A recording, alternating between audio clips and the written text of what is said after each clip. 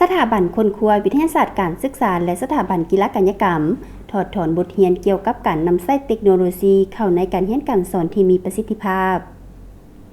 กล่องประชุมพบปะแลกเปลี่ยนระหว่างสถาบันคนครัววิทยาศาสตร์การศึกษาและสถาบันกีฬากายกรรมเกี่ยวกับเวียกงานดังกล่าว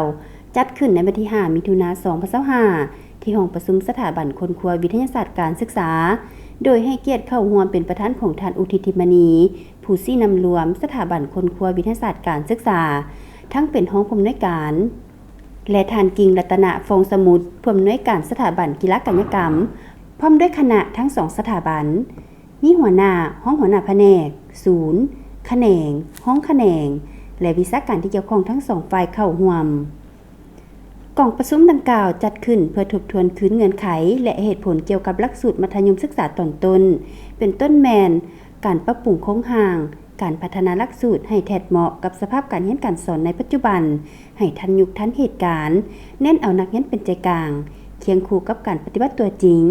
หลังจากนั้นผู้เข้าร่วมกล่องประชุมก็ได้แลกเปลี่ยนความคิดเห็นซึ่งกันและกันอย่างกงไปกงมาเพื่อวางทิศทางแผนการเรียกงานในต่อหน้าอย่างเป็นเอกภาพในกล่องประชุมผู้เข้าร่วมได้รับฟังการนำเสนอสภาพรวมและภาระบทบาทของ2ฝ่ายและนำเสนอเวียกงานการสร้างหลักสูตรศึกษาเป็นต้นแมนการพัฒนาหลักสูตรศึกษาระดับชั้นมัธยมศึกษาตอนต้นและการนำใช้เทคโนโลยีเข้าในการเรียนการสอนเวียกงานโฆษณาข่าวสารการศึกษาและกีฬาและเวียกงานอื่นๆตื่มอีก